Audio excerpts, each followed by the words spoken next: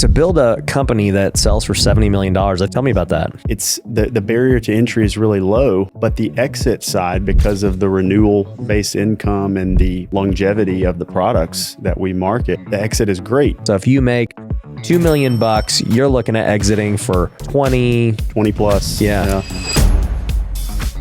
To build a company that sells for $70 million, I think the fascinating part was that you got a crazy multiple being in the insurance business. Tell me about that. Yeah. So I think, when people are looking at verticals to get into for, real estate has kind of an appeal to it. I do feel like that, but insurance is one of those that has been around for a long time as well. And it's the barrier to entry is really low, but the exit side, because of the renewal based income and the longevity of the products that we market, the exit is great. The EBITDA multiples are great. So a lot of people that are maybe watching that don't know what EBITDA multiples are and aren't thinking about exits. When you go to sell your business, they're looking at the revenue, and different industries and different verticals have different multiple levels assigned to them, or kind of that's the going rate, right? So I might have one that's 2 or 3x, some that are 5 or 6. In the insurance industry, we're seeing often where it's 10 to 15x, depending on how big you are and what your diversification. And is that on EBITDA or is that on revenue? It's on EBITDA. Yeah. So 10 to 15x EBITDA. So if you make $2 million, you're looking at exiting for 20 plus. Yeah. And if you get to, you can, the bigger you are, probably the higher, typically there's a correlation between the higher you are up that ladder. But they look at other things too, like the strength of the business, the brand, the assets that they would be buying as part of that. So that the insurance industry is great on that side. And so I do tell people, like I was telling you just a minute ago, it's not that we think that like going into selling health insurance or Medicare is the sexiest, entry level thing, but it is something where anyone can get into it, learn the marketing, learn the operations, build a business, put in the work. Not easy. Yeah. Nothing is. And then eventually you could sell it for a high multiple. I'm 36. Yeah. So now I can utilize what I've accomplished at this point, continue to run, because I'm still running our organization as part of my deal, and still want to continue to grow that organization, but can also work on other things that maybe I'm more passionate about. So, so if your passion isn't insurance, and it shouldn't be.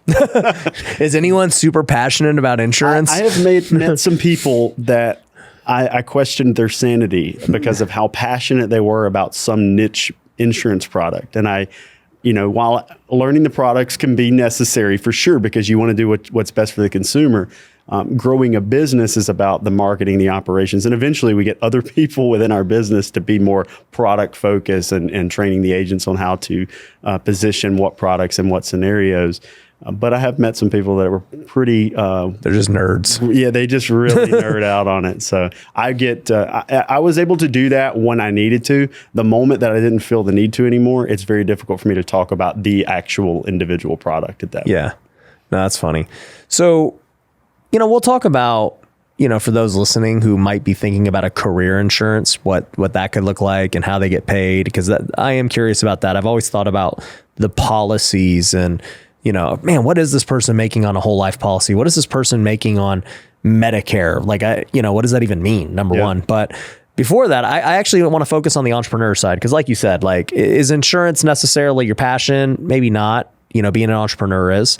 And I do think it's fascinating how you got to this point, because you were heavily influenced by guys I've had on this show. So tell me how this even grew. Yeah. So 10 years ago, about 10 years ago, probably this month, I got out of the Marine Corps, was in the Marine Corps for 8 years. When I got out, I was selling insurance door to door. I mean, literally was getting these lead cards, like the worst lead development strategies. I knew nothing about marketing. I was an operational guy in the Marine Corps. And when I get out, I'm knocking on doors and talking to people, and was having success that way, but it was very slow, one-to-one, cumbersome, driving 45 minutes in one direction, 45 minutes back in another. And I started thinking there had to be better ways than that. And so I started following people like Russell Brunson, who at the time had just written .com Secrets, and I think was releasing Expert Secrets probably about a year into my insurance career. started learning, about Facebook ads, started learning, watching Dan Henry, was one of those, and, got to meet him recently, started just watching those people and taking their courses, buying that content, consuming it. I'd sell all day long, stay up at night until like 2 a.m, consuming course content or reading expert secrets, reading these books. And I would always try to take the principles that they were talking about with marketing and apply them to what I was doing. So the first big wave from going from I'm a solopreneur or self-employed person, which self-employed at Dave Ramsey, who's somebody we were talking about earlier, Dave says being self-employed is being a job. What did he say? What was it? If I have one customer, it's a job. That's what he said. I'm stuttering. If you have a job, you're self-employed with one client. So a lot of times people will get out and they'll be like, I'm going to be an entrepreneur, but they're self-employed and they're just kind of, they were thinking, I'm going to start a business, but the business is completely them. So that's like step one, right? And I was in that. But then marketing was that great equalizer to get me to where people were coming to me. And I got to quit going out and knocking on doors and doing all that. And then the operational side, I started thinking, okay, now I have a process that I can bring other people in from diverse backgrounds, and I can start to, have them replicate my process in the sales thing because I'm handling the marketing. And so it just started to turn into a business that way. And over time, we've just, grew that business in multiple ways, direct to consumer. And then eventually, several years in, we started reaching out to other people that were in the industry and saying, hey, we can help you, accomplish the same thing. So we kind of started that info-based side where we had events and courses, which was slow to start. But we've been doing that side of it about 7 years now. Yeah. So it's... Well, what you said when we were walking through the office, you're like, dude, you're my kind of guy, a guy who both practices what he teaches. Yes.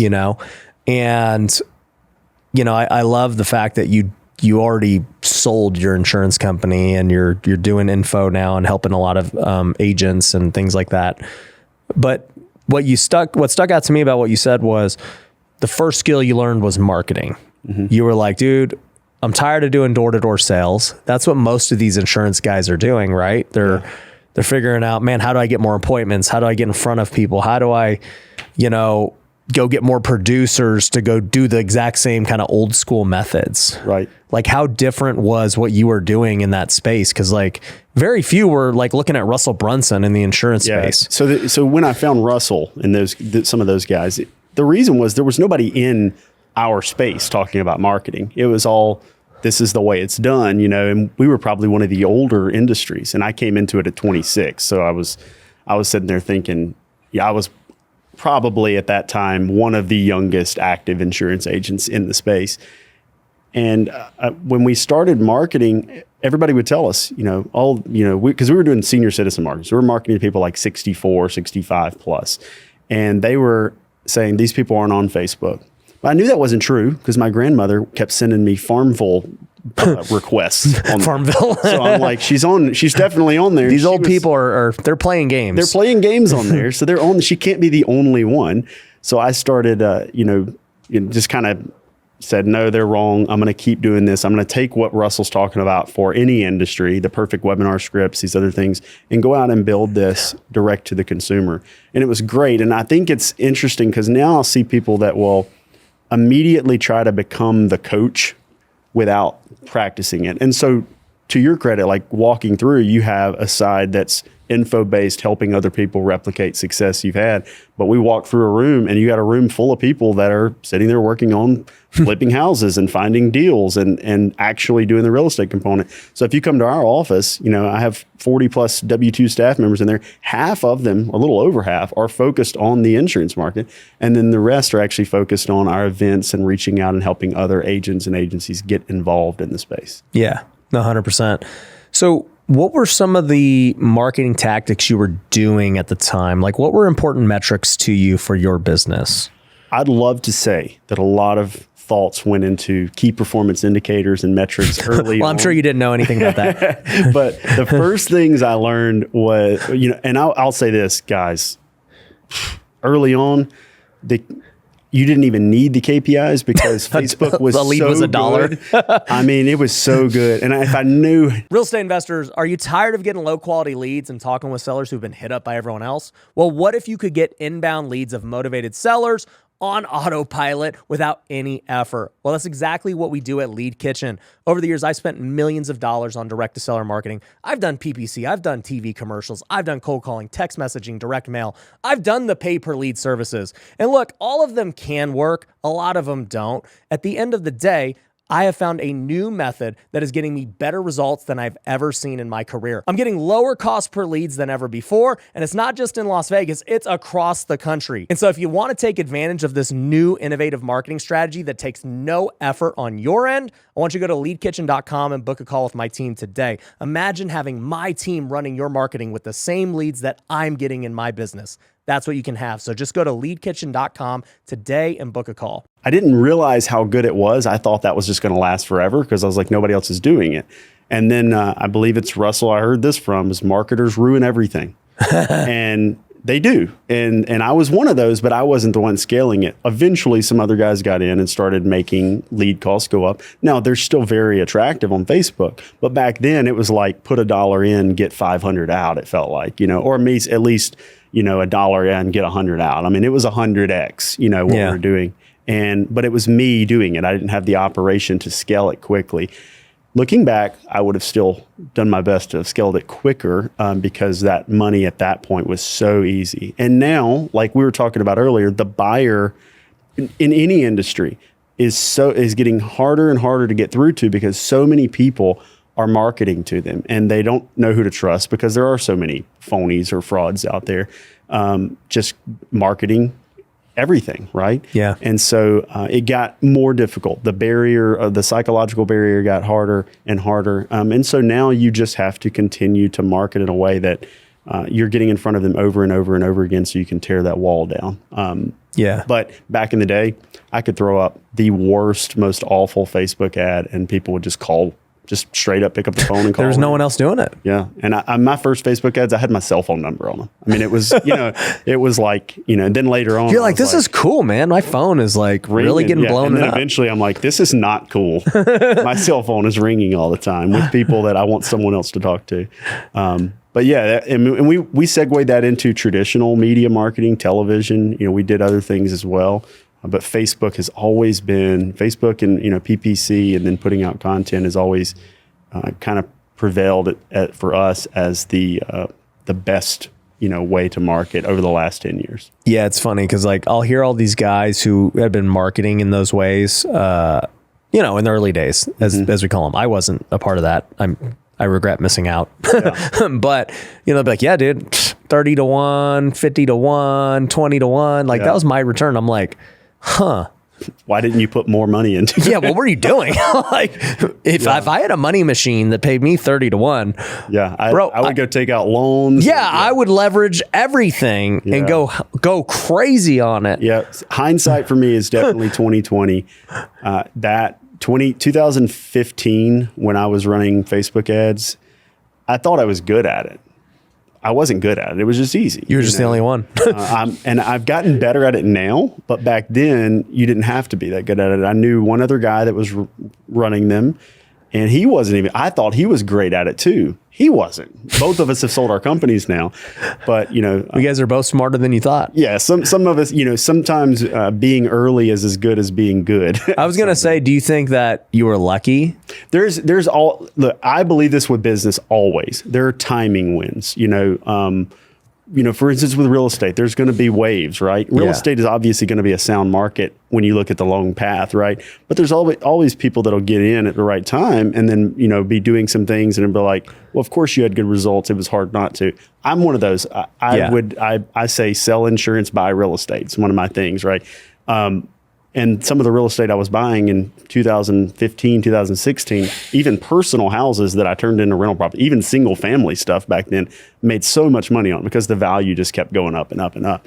And so there's definitely timing wins, but over time, I find that the old quote, the harder I work, the luckier I get, is true. If you're out, whether it's beating down doors or trying new marketing initiatives or hiring people, eventually you're going to find a stud, salesperson or a marketer that's genius on your team. Eventually you're going to have a marketing path that you try that just slaps, it just works.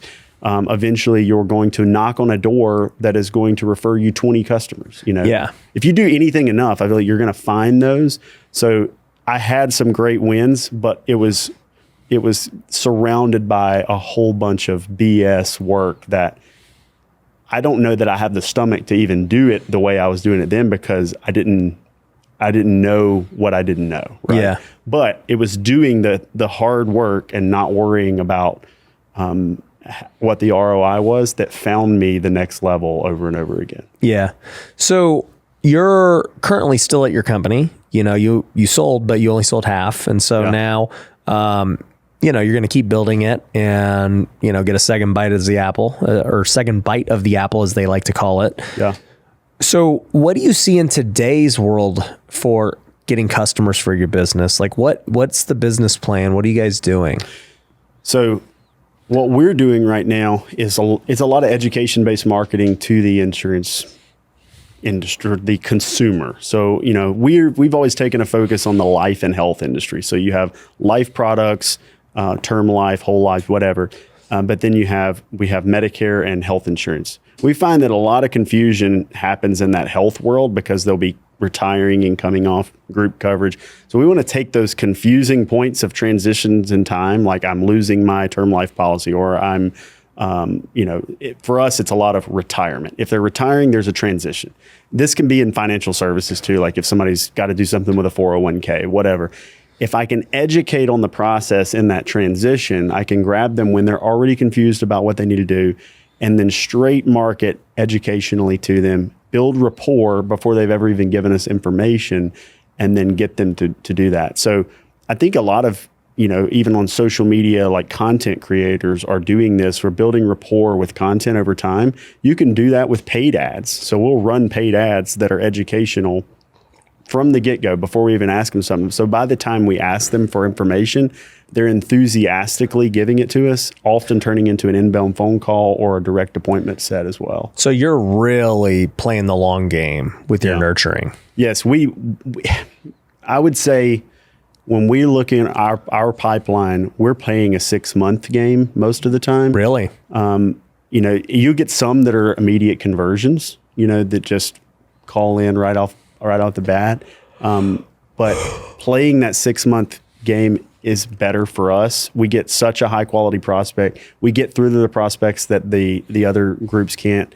And what we see in the insurance industry is people will use bait and switch type of marketing to get someone's info and then knock on the door. And then that customer doesn't stay. And in insurance, it's about renewal income. That's where we want, for me to sell you anyone on the insurance industry, you need to buy into renewal based income. That's what it's all about. That's why the multiples are high when you exit. And so if you're focused on renewals, you need the customer to stay on the plan that they're on. The only way that they're going to stay on the plan is if you educated them well, or you put them on a plan that they don't need to shop. They feel like they have the best plan. They are confident in that plan.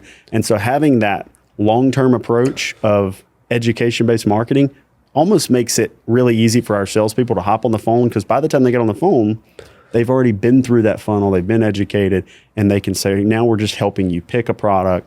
They pick that product, they stay on it. And our lifetime value of the customer is much higher than what we see in the industry and a lot of other companies, because we took that time on the front end to market effectively. So you said you're doing that through paid. Are you guys also putting out a lot of organic content to do that? We do. So SEO does decent for us. So we did for a long time, wrote a lot of articles. We still drip articles.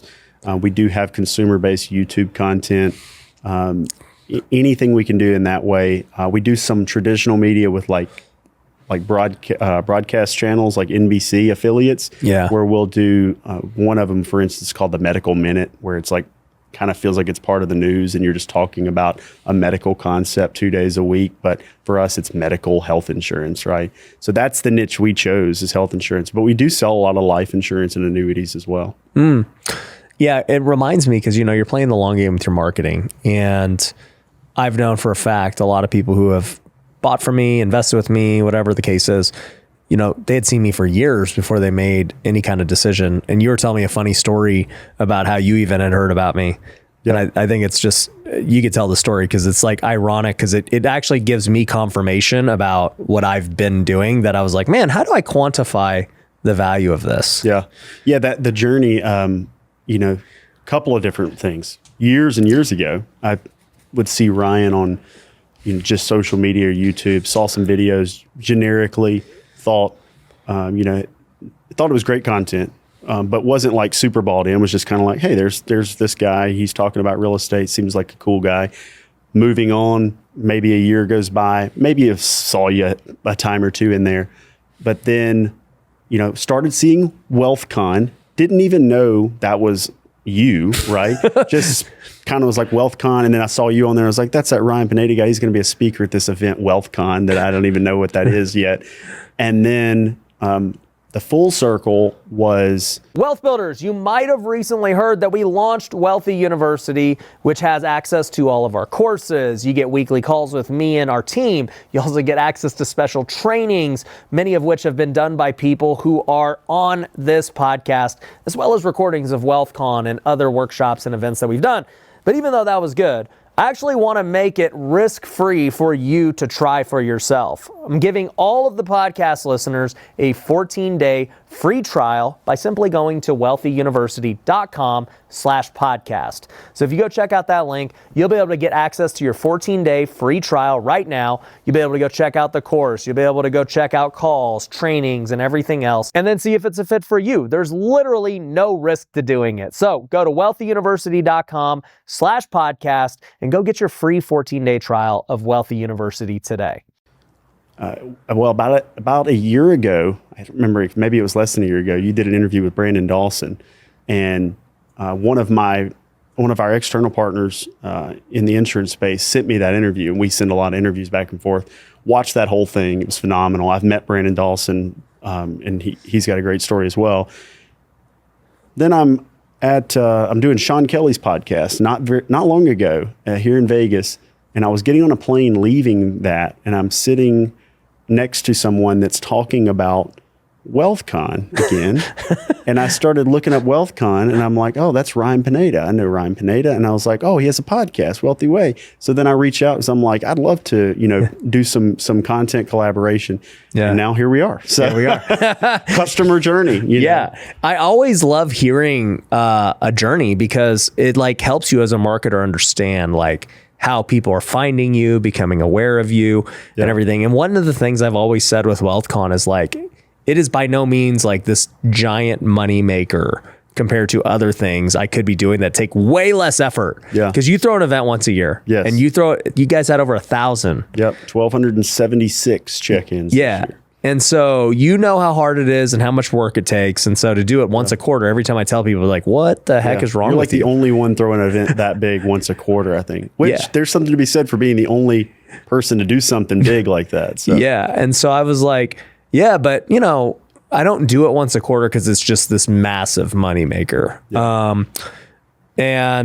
But I said, I do think that there's going to be this long-term brand impact that happens from it if I just keep doing it. And to hear your story of yeah, dude, these guys were sitting on the plane talking about it and their experience, and it made me think oh yeah, you know what, dude, I actually do need to go talk to that guy. Right. And you're a guy who's done more than me. You sold a company for $70 million. I haven't done that, Well, but I'm here because there's things that you've done, and we were talking about this.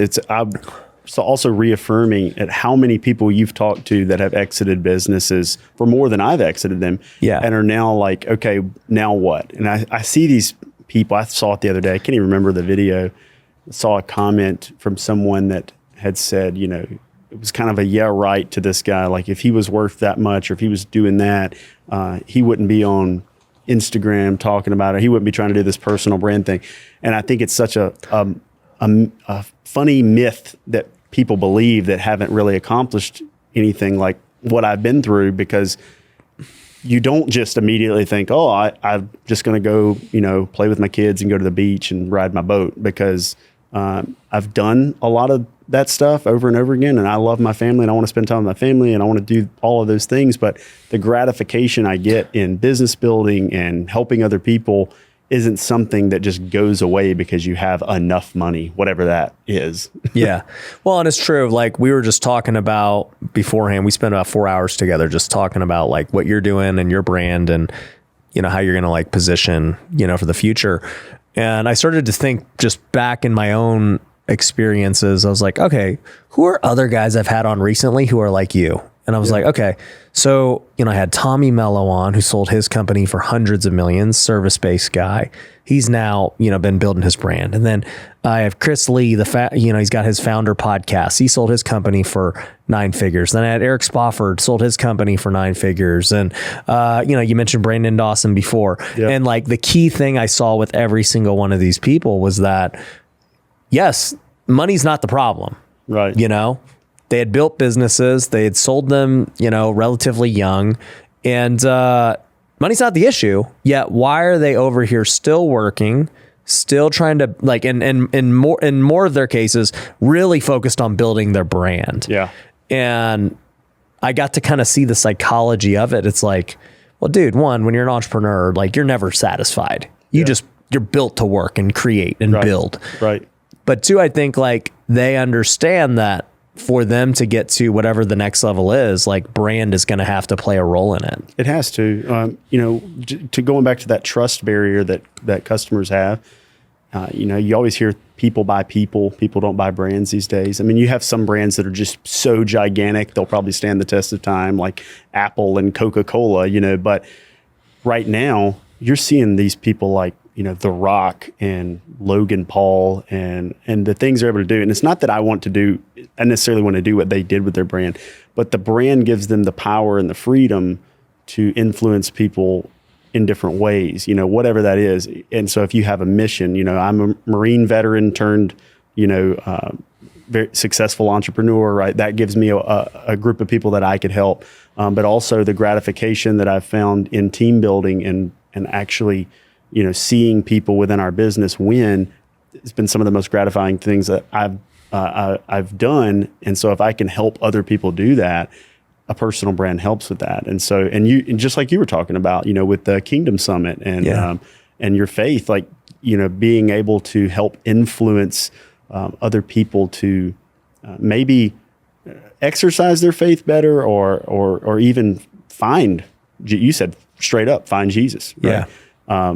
I can get behind that. Like, you know, any time, you know, you need to do something these days, I feel like people are buying into certain people. And of course, you always get the trolls and the naysayers and all that stuff, but they just fuel the algorithm anyway. I find more people that are actually open to learning something that I have to teach or that you have to teach or that some of these other people have. So now personal brand could probably be used negatively as well, but I don't find that most of the people that I have met that are building them are using them negatively. They might be building a business around it, but typically there's a lot of, you know, positivity. And I'll say I've interacted with almost everyone behind the scenes, and so like, you know, the people that get the most hate or people like call scammers or whatever the case is, like it's just like the people who are in the comments or whatever else, like it's just that's how they perceive the world, period. Yes. It just is what it is. Yeah. So they think that and I've hired people before who make more money now. And I'm not talking about like rich people, but people that you take from, I've had people that I've taken from like public school teachers making $40,000 a year that are now making $150,000. Yeah. And it's more money than they ever thought they'd make in their life. And to see the horizon widen and sometimes even they like will come to, I have one that I'm thinking of specifically, he'll come to me all the time and like he's so worried that this dream is going to end, you know, because he didn't realize that it was possible. Right. And so I think that those haters like that, you know, I still feel bad for them because it's like they live in this world where you're only wealthy if you started wealthy and there's no in between. You know, there's no way that I could get a job working somewhere where I could make 3 times what I'm making for work that I actually feel good about. And those opportunities do exist. And so, if you read that stuff, like I would hope that people aren't influenced, whether they buy anything that I have or not, it's irrelevant. There's somebody out there that's selling something or offering something or even putting out free content that could help you. So to just don't be perturbed by that. Now, there are also content creators that probably haven't practiced what they preach and aren't worthy of it. So just do your due diligence. Look for the people that are putting out consistent things. And sometimes there's people that aren't even content creators that have great lessons to learn. They're just harder to find. Yeah, 100%.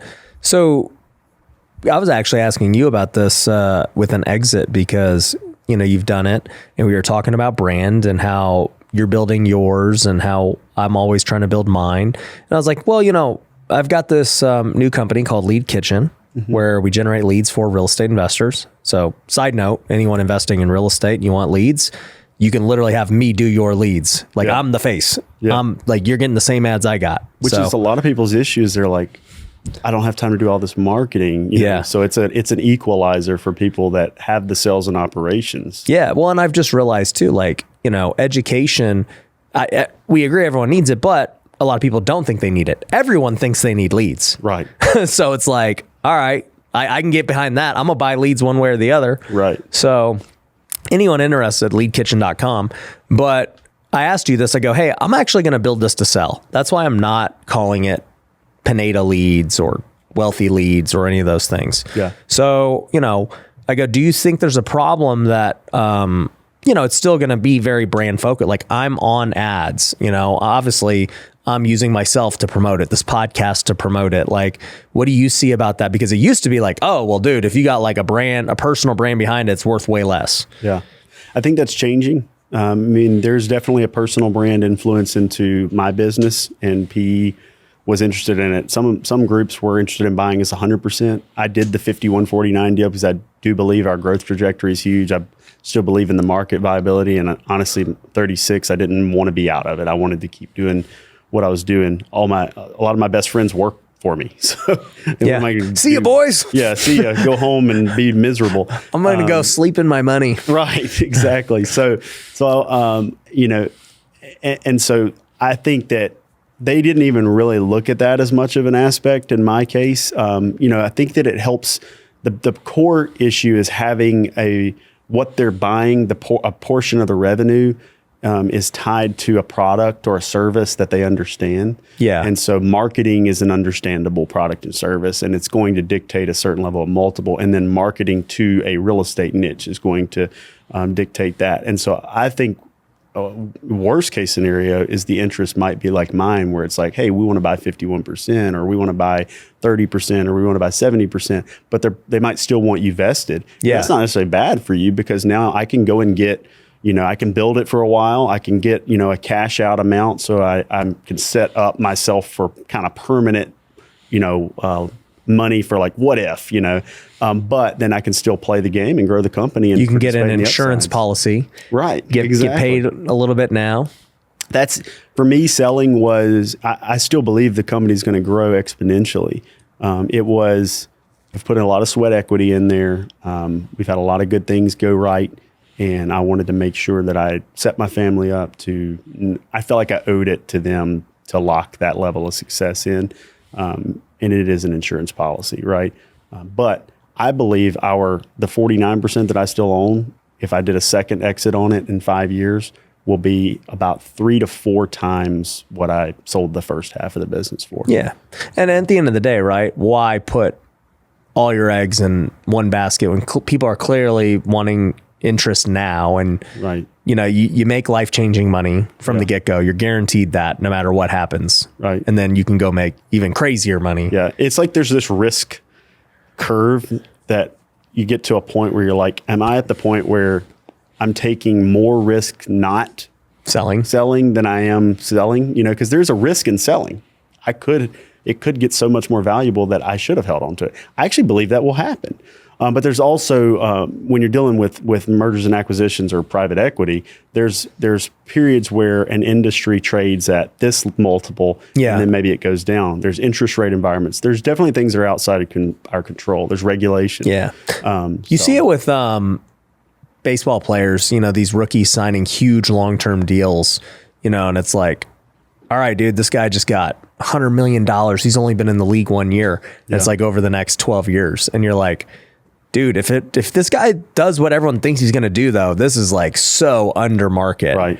But it's like, well, yeah, but it's $100 million. That's the thing, man. Like, you know, there's a big gap between if I got $30 million until I'm at maybe 100, there's not that much of a lifestyle difference. And then when I'm at 100, there's not really a lifestyle difference until you get to like 250, right? Yeah. Like, I guess what I'm saying is like, what if I got $100 million net worth, what am I going to do different if I had a $250 million? I mean, you might get a bigger mega yacht, but it's like, for me now, I like have a lake house and stuff after the sale. I'm like offloading it and selling it because I'm like, I just would rather go places and rent stuff and not have to worry about. I've come to that conclusion too. I'm like, a second house kind of is like, it's cool in concept because I did it at a small level when I started buying properties in Big Bear. This was years ago. Yeah. I was like, dude, we have a second house. This is sick. Yeah. And by the way, the second house was $200,000. It was a little cabin. Yeah.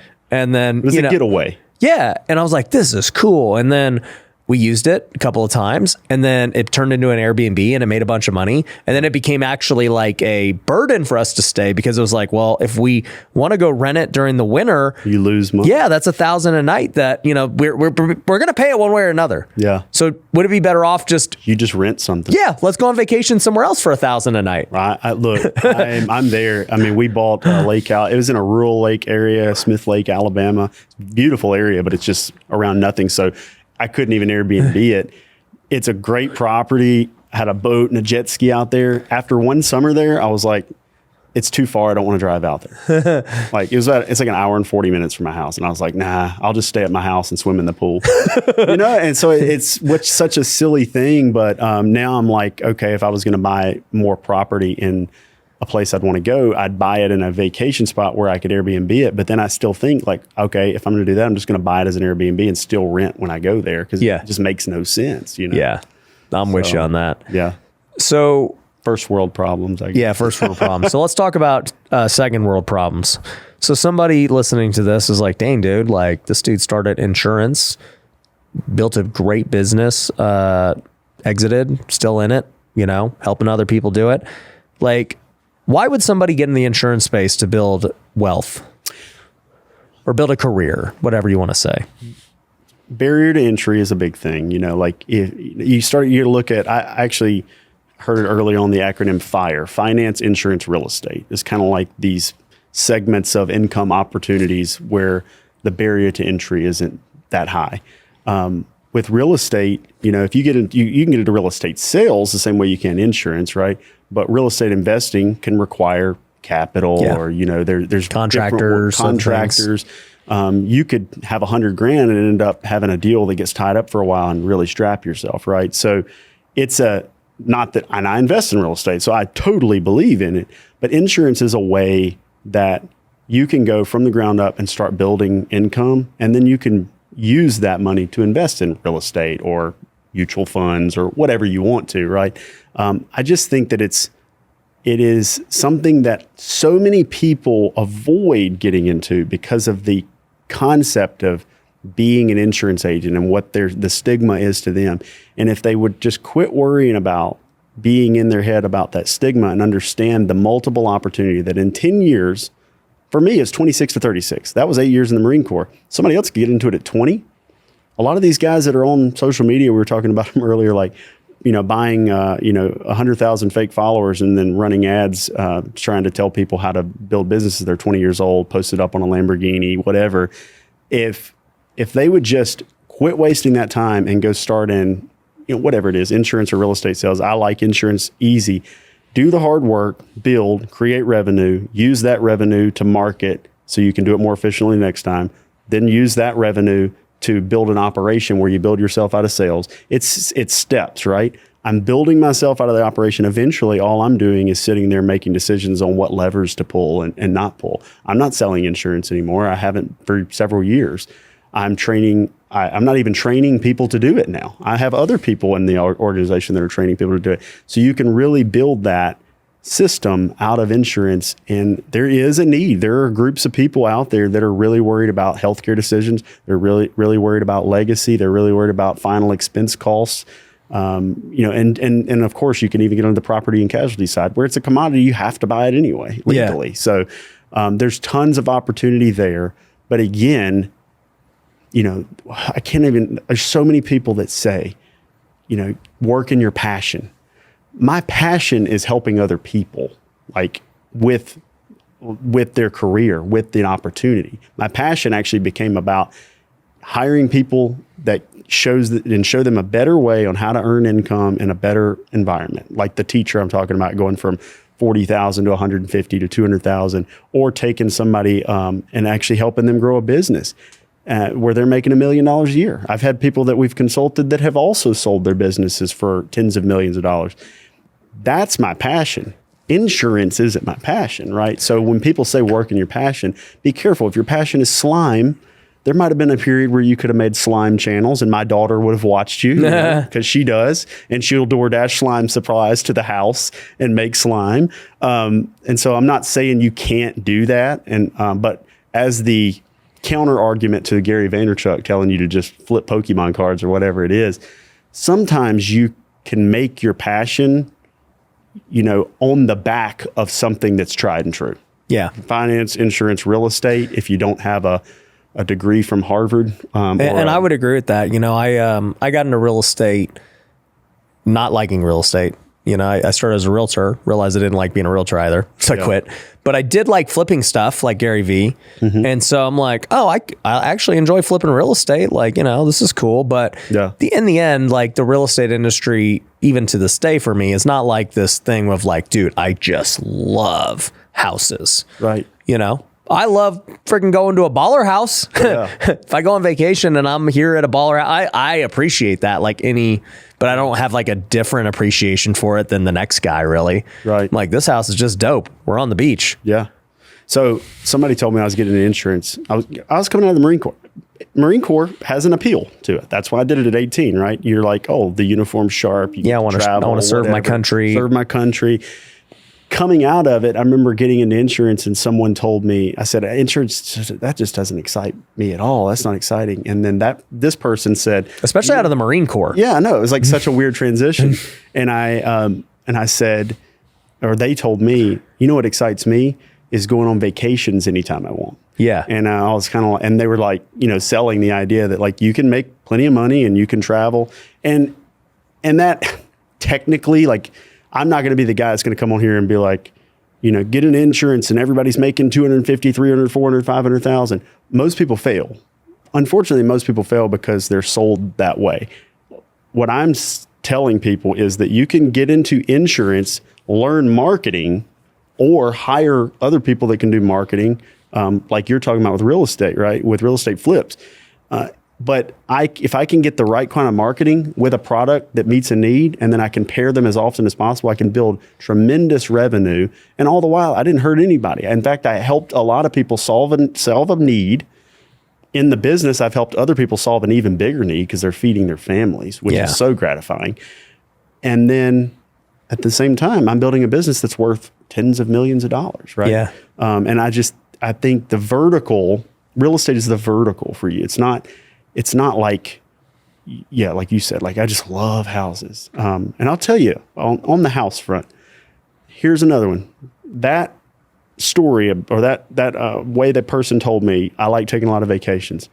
January hits in Mississippi, and about once every 10 years, we get an ice storm. That's what they call them. You're not going to get that in Vegas. No.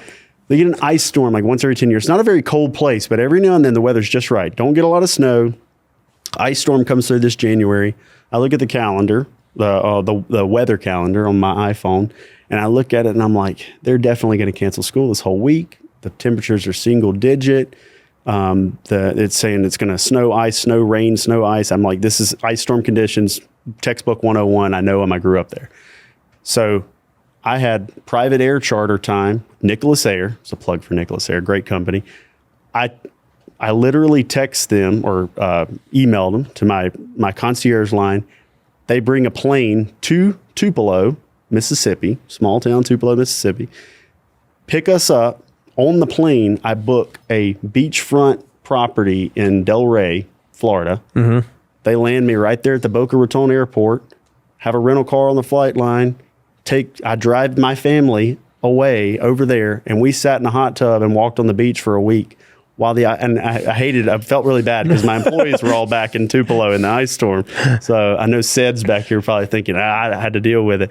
But that money came from the insurance industry. Yeah. So real hard for me to be hard on insurance, No, and I say this all the time for people. I'm like, look, if you could find something that you're really good at that can make you a lot of money and it's your passion, well, dude, you hit the Trinity. Like it is what it is. Like those are few and far between. Right. But if you can find something that you can become great at that makes you a lot of money, that's good enough because then you can go use those tools to do whatever the other things that drive you. Is Bill Gates, I'm sure at one point he loved software engineering, but really his passion at this point is the Bill and Melinda Gates Foundation. He's trying to solve like water issues. And if you think Bill Gates, kills babies and all that. Allegedly he wants to do those things. Yeah. So and I won't get into that, but like, but then there's other people, that you'll watch, like, Tony Robbins definitely probably works in his passion. Oh yeah. Completely. He loves what he does. He hit the jackpot. Yep.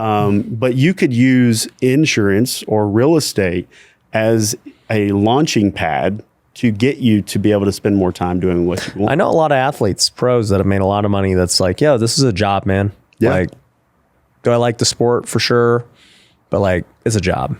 We see him all the time. Yeah. Michael Jordan back in the day would say his favorite sport was golf. Yeah. Like he's Michael Jordan, He's like, no, but I like golf better. I like golf better.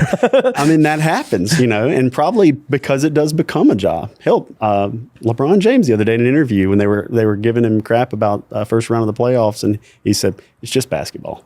Yeah. That was his, and a lot of us are like, but you are basketball. But for him, like it is. He's got a family. He's got, I'm sure, charitable endeavors. He's got equity in other businesses. He's got all these other things going on. Well, and I think it changes as life evolves because, like I said, you do it long enough. WealthCon is coming back to Las Vegas, July 19th to the 21st. And man, if you are a real estate investor, you have got to attend this event. We are going to have some of the best in the game coming, guys like Brandon Turner and many others. This is going to be my favorite one yet. We're going to be at the Caesars Palace. Come hang out with over 1,000 investors and entrepreneurs who are trying to scale their business. You might meet your next private lender. You might meet your next partner. You might meet your next employee or the next person who's going to give you a deal. WealthCon is an event like no other. We have done it every single quarter now for the last 18 quarters straight because people keep coming back because they are getting results and they are having life change. Not only is it a great business event, but we also have a worship service. We have a pastor come. It is so cool. There's no event like it. So if you want to come, make sure you go to wealthcon.org and get your ticket today. Once again, that's wealthcon.org. Most of the time it does become a job, and it's like, 'cause that's the only way you could do it long enough. Baseball for me became a job. It turned from a childhood, like I love doing this, to,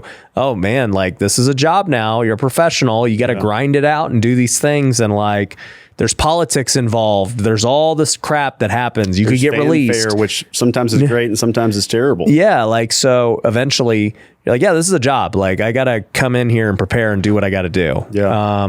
And the weight on your back of performance. Oh yeah, it becomes so pressure filled. It's not the game that it used to be anymore.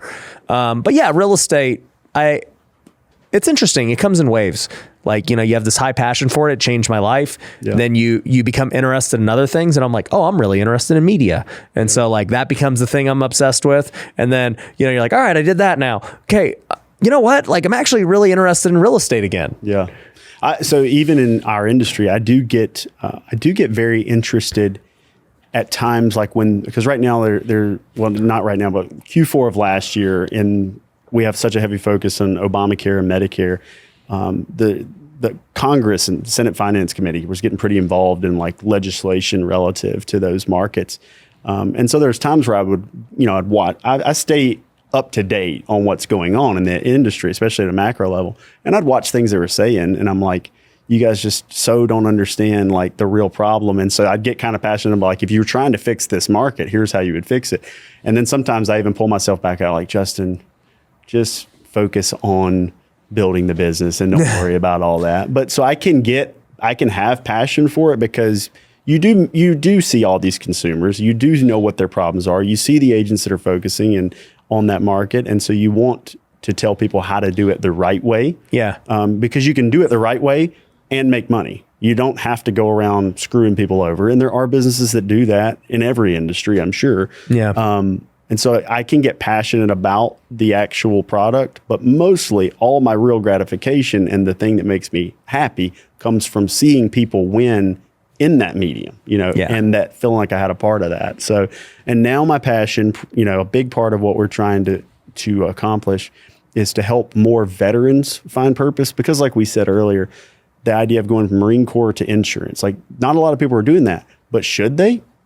It should be. So if you're thinking I'm having trouble finding a job, it should be a consideration that I can do insurance or I can do real estate or I can do these other things. And so now a passion of mine is to try to help them bridge that gap of like finding purpose in taking the qualities that you have as a patriot and what you've done in the military and then translate those to being an entrepreneur or working in someone else's business and helping them and not think like I have to do something that I'm passionate about because it's hard to be passionate about something after the Marine Corps. Like that's a passionate thing. Yeah. But you can use another vertical to find that passion. Yeah.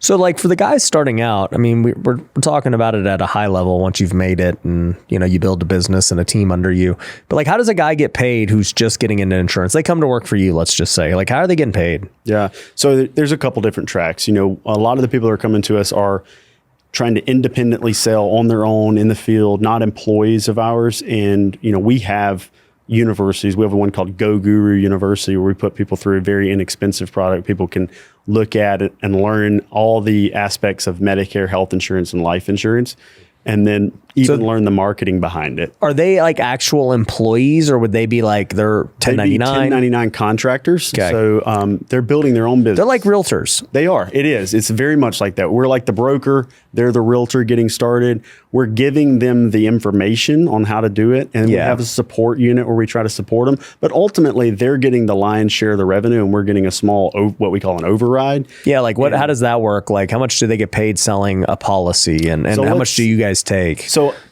if we look at like the Medicare world, most of your core Medicare products, they're getting about $300 to $500 first year and about $300 to $400 renewal after that. Got it. So some of those could be lifetime renewals. So you could sign someone up at 65, keep them on the same product until they're 85, and you'd get 20 years worth of that. Right. Now, at some point, there's some service involved because they might need to change products. But the lifetime value of those customers for good quality agents is well above $2,000 for every time you're signing somebody up. Just takes some time to accrue that because you're getting paid level renewals. Yeah. We like to supplement new agents selling life insurance as well because a life insurance policy is not going to get as many renewals, but they can get that surge of cash they can use year 1, year 2 while they're building up their renewal income. Too many people recruit them into the life insurance space solely, and they get going and they can make 100, 150, 200,000 not right out of the gate, but after several months. But then they're on a hamster wheel. Getting above that becomes very difficult. Yeah. So what's like the override on it? It's like 20%. So the override on top of that, which is, it's kind of funny. We're in this period of the regulatory portion I was talking about, talking about that, what that override is. It can be typically what you're seeing is about a $200 first year override and a $100 renewal. But based on the size of the agent and agency as they grow, they can also potentially partake in that override as well. Got it. On the life side, it's a percentage of premium. So let's say somebody's selling a $1,000 annual premium and they're at a 100% contract. They're getting that full first year premium advanced to them as a commission. And then the override might be 30 or 40%. So they might be getting that. But then as that agent gets bigger and bigger, they might go up to 115, 120, and your override diminishes, but in volume, it's made up for. Okay. So they're responsible for finding their own business and clients in that front. And we do have a hired version. So it's smaller side, but generates a lot more revenue for us, where we hire people and we pay them a salary plus commission. Yeah. They get a much smaller portion of the commission. They're getting about 20% of the commission versus basically 80 or 90%. And so in that world, though, we're able to pay them a base salary, benefits, and do all the marketing and find it. They're just in the heat of the moment, selling all day long. Do they just only do phone sales? Those guys mostly do phone sales, yes. And so then you guys do lead gen. And how are you guys lead genning these days? It's going to be a combination of traditional, like television, direct mail, all that kind of stuff. It's kind of the old school stuff. And then mixed with Facebook webinars, Facebook filling seminars. We actually will send guys out to do dinner seminars, things like that, which is kind of like combining digital with old school. Yeah, you're throwing events. Yeah, you're throwing these mini events for these consumers that are retiring. We actually fill those easily, 35 or 40 people that are all. So you're just mainly looking for people retiring. We love people retiring, yes. Now we can help. Somebody calls us at 40 and needs help with health insurance. We do that. But most of our marketing, it's more difficult to find the person that's going self-employed because I can't target an age on Facebook. So I'd have to figure out an interest target to say, oh, this person is going to lose group benefits soon. That's a great market for us, losing group benefits, but it's harder to. How do you target old people? Well, what do old people like? Do they like bingo? Bingo comes up a lot. Does it? Yeah, bingo. A lot of people use that as like, well, they're bingo halls. Dude, I could think of how to bingo halls of all. Oh, bro, here in America. Vegas. Oh man, just geofence the casinos and you got them. There they are, man. I'm telling you, every time I go in there, I'm like, gosh, they're using their entire Social Security check at the slot machine every time it comes in. But yeah, you can target them in a lot of different ways. But with age targeting, when I'm able to target anyone 64, Medicare starts when they turn 65. So you can. How does that work? Like I thought Medicare and stuff, you just get it if you just don't have money. Like how does it work? Medicaid is for not having money. Okay. That's like the safety net, poverty, health insurance. Yeah. Okay. And it's 100% coverage. Medicare is I worked, now I'm retiring and I've earned this. It's not really an entitlement. It is a program that they've paid into through taxes their whole life. Got it. So then they get Medicare. But the problem with Medicare is it has an unlimited 20% coinsurance. So it has this huge hole that they're responsible for. So they have to supplement that or use another privatized plan that caps their out of pocket. So they get they get another insurance policy to pay for the 20%. Yeah. Because if you think about it, like, let's say the average person, let's say somebody's making $75,000 or $80,000 a year in America, and they have a group health policy. Maybe they have an 80-20 coinsurance, but that 20% is capped with what they call a stop loss or a maximum out of pocket. Traditional Medicare doesn't have that. That 20%, let's say they had $1 million worth of medical bills one year, it could be $200,000. So if you take a lady that was making $80,000, now she's retired, she's making $35,000. Her house is paid off, all that, but she doesn't have a lot of money. She maybe has, a little bit of retirement savings. A $200,000 out of pocket one year would be terrible. Yeah. So this is a way they can pay. Do they know that this is a problem? Unfortunately, no. I wouldn't think how would you know? Yeah. They find me, we educate them online, and then they talk to one of our agents. So what happens is most of these people, they're going to retire. So they're going to lose their employer's health plan. Mm-hmm. And then they're like, oh, well, I get Medicare because I'm old. Yep. And then they just think they're good. A lot of them do. Yeah. But they're not. They have their 20%. Right. A lot of HR departments will kind of tell them. Sometimes we'll partner with companies and we'll send in some experienced agents to do like HR education where they'll say, okay, every month this company in this area has, 20 people that are turning 65 in the next 6 months. They'll come in and do like an education. They're like, you got to talk to Justin because you don't realize like you need this other thing. You can't just get Medicare. You could get hosed down the road. Right. What do you think about these other things like whole life and infinite banking and all this? So life insurance, of course, has a purpose, right? I personally have an indexed universal life policy. I have a couple of large term policies, more for death benefit and estate taxes for my family. I actually probably need to get another one. So there's certainly purposes for life insurance. I do believe that the indexed universal life and the participating whole life market gets oversold to people that maybe don't have the budget to use it for income. I'm not a life insurance for income guy. I don't want to get into like the semantic. There'll be other people that watch and they'll be like, well, no, it is good. Well, it's good maybe for the right person. I have an IUL, so I'm not an index universal life policy, a permanent life policy. I have one. I personally have it because the death benefit outlook on it is strong, down the road for me and my family. But there are some people that want to sell everyone a life policy as their retirement, and that's BS. Like, I feel like for me, retirement is real estate. Then I would go market, mutual funds, that type of stuff. And I'm not selling any of that. That's just where I'd go. Life insurance would be like the last peg in that wheel if I'm looking at it from a strictly an income and retirement standpoint. So there's a lot of insurance guys that will come in here. And why not just get because I have term. Why not just get term if you're looking for a death benefit? I would. That's okay. So if you look at my IUL, if you look at the illustration on it, if you're never going to take money out of it and you're just looking, the cost of my death benefit goes over time, but it has an interest bearing account in there, and it grows the death benefit at a disproportionate rate than the actual money in the policy. That's why I'm not telling people to get it for the money in the policy, but the death benefit aspect of it, it does grow. It's like you're taking money and setting it aside. I think like where the disconnect on a permanent life policy is for, say, like maybe the Dave Ramsey methodology on life insurance is that if you're Ryan Pineda, you're young, you're healthy, you buy all the term you need, and then you invest the rest in other things, that investment elsewhere is going to yield you a higher return than it would in a life policy. Mm-hmm. Only issue with that is in a lot of markets, these people don't invest the rest into other markets. They don't invest the rest. They just buy the term policy and then spend the rest of the money somewhere else. Right. So, yeah, that makes sense. Insurance is, it's another reason that people should sell it is if you think about insurance, it's boring.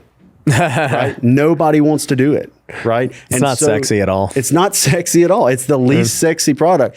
But when there's nobody that wants to do it, when you think, I think of an insurance guy and he's this boob, showing up in his loafers and his pleated slacks, knocking on doors. Yeah, so imagine if you're a stud and you sell insurance. You're gonna stand out. You're competing. I haven't seen any Netflix shows on insurance. Right. I just see hot girls selling real estate, selling Sunset. Right. Yeah. That's about it. And so every small town real estate office is full of those same tins and the two short bald twins. Right. But it is funny because insurance. That's not the insurance office. Have you seen any insurance offices like that? I would say even in small town America, the real estate offices are probably sexier than the insurance offices. If you came to our insurance office, it is young and vibrant. Yeah, but that's an anomaly. Yeah, but we also kick everybody else's ass. So yeah, there's a reason you sold for what you sold for. Right. So do you actually think because you picked an industry that is, quote unquote, less competitive, less talented? I believe it gives you an edge. If you're trying to go, and I'm not saying, some people would say, well, I'm going to pick the most competitive and do even better. Well, okay, but it's not that you're not necessarily better than, let's say somebody's coming into real estate and they're trying to compete against Grant Cardone and Ryan Pineda and those guys. Maybe that person's as good. Maybe they're better than you, right? Yeah. But it's still, you're going to get your market share. Yeah. Grant's going to get his market share, right? Who's getting Justin's market share in Medicare? Nobody, right? It's just nobody's entering it. So you got to think of it as it is a high opportunity zone, and there's still a tremendous, and it's a growing market. More and more people are turning 65 every day right now. If somebody was thinking about joining or starting, where they go to Go Guru? Yeah, you could go to goguru.university, or actually you just go to justinbrock.com and it shows you pretty much everything we offer. For anybody who wants to become an insurance agent. Yeah. What's Warren Buffett's deal? Warren Buffett's deal well, he's in both now. He's in both. He's in real estate and insurance. The way I understand, he owns insurance carriers.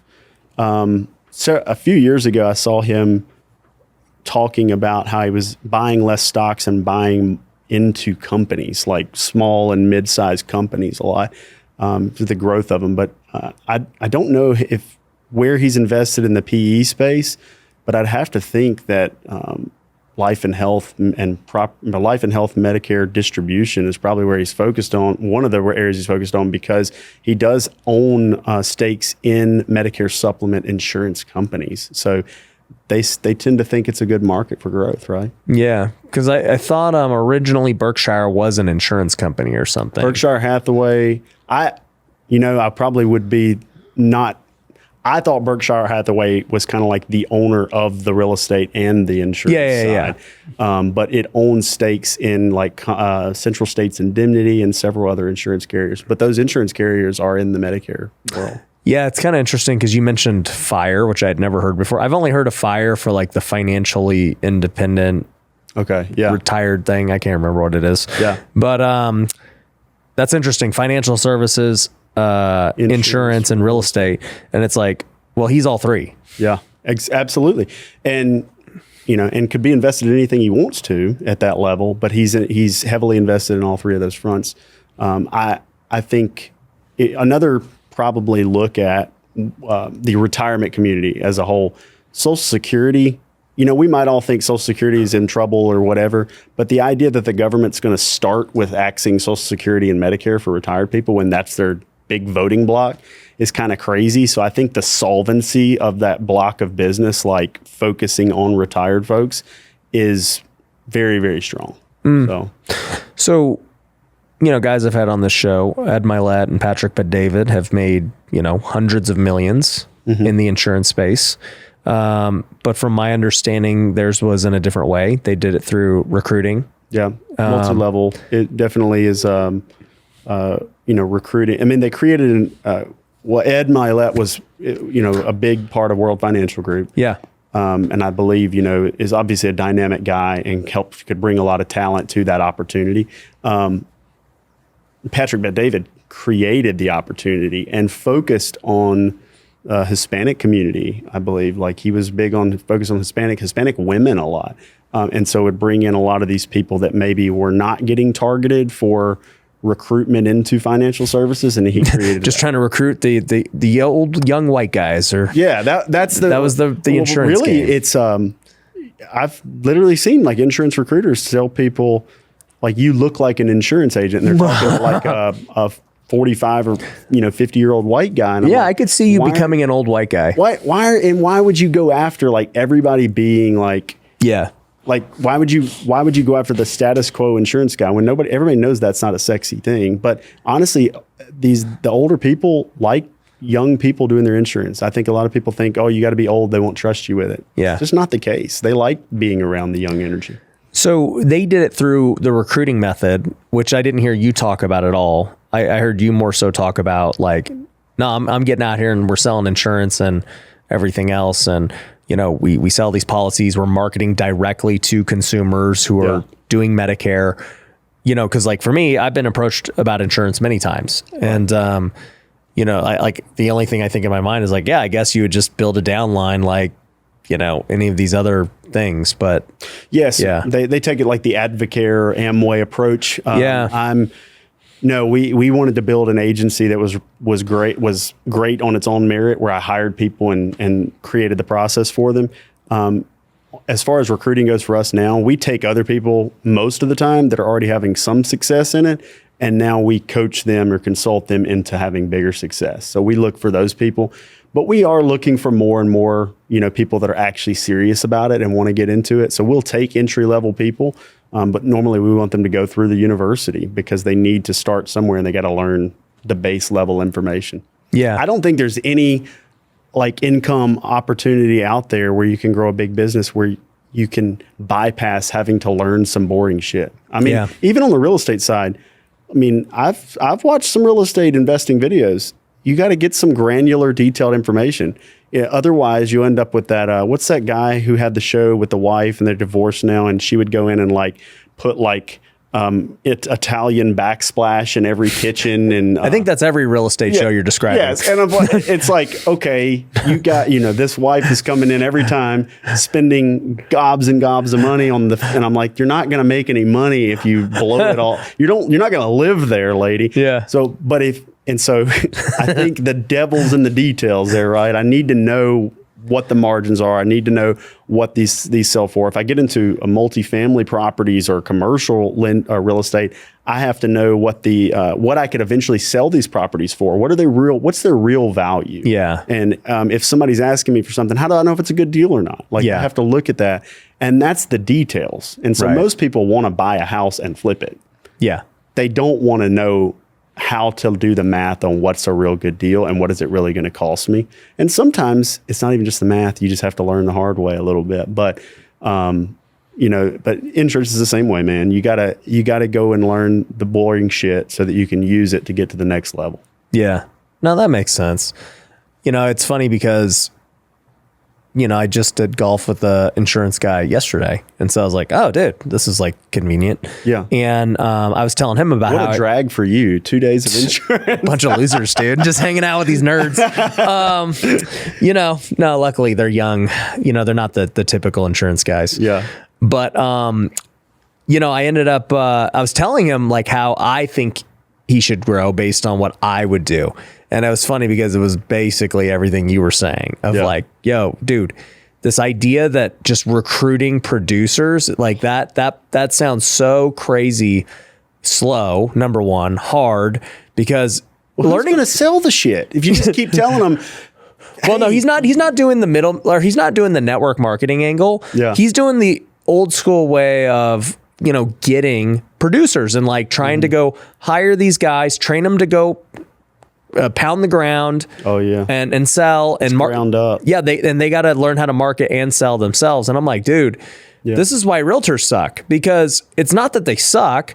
It's because it's hard to learn how to be a great marketer and a great salesperson. Right. Most people can only be one or the other. Yeah. And so I'm like, dude, if you just figured out how to do the marketing yourself, all you need is good salespeople now. That's far easier to find than finding both. Right. Every established agent or agency that reaches out to us that comes to our events, any of that, they're all coming because they want to know how do I get, it's mostly marketing.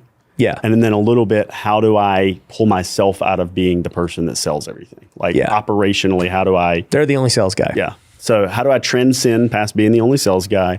And how do I, and really, you know what the way is? Market so much that you can hire other people to sell and market well enough where they don't ask for you every time. Or if they do, just have the team say, oh, she's busy right now, or not she's busy right now, but she's actually at a conference. That's what when I first got out of selling, I trained the service team to just say, well, Justin's actually out of town at a work conference right now, but Jackson's taking care of all of his customers right now. Let me get you in with Jackson. Yeah. And pretty soon, every one of those customers that used to would ask for me were just asking for Jackson. Yeah. And you start to just realize people don't really need you. No. And realtors think that too. I'm like, let me get this straight, guys. You think you're the only person that can drive somebody to go see a house? Right. Your skill set is so impressive that you are the best chauffeur and house shower in the world. Like, give me a break. Yep. Yeah. Talking about Selling Sunset and those shows, man, my wife watches those and,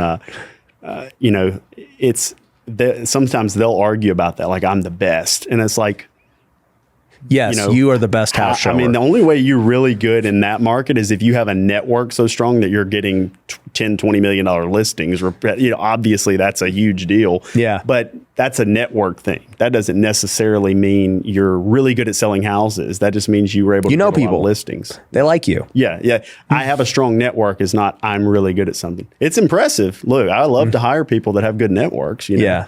So, but yeah, the insurance world is a great niche, but at the same time, like, I want to be known for helping people get from, whether it's veterans or family members of veterans doing that, or people that have exited the way I have, people that I have something in common with that I can help them through that.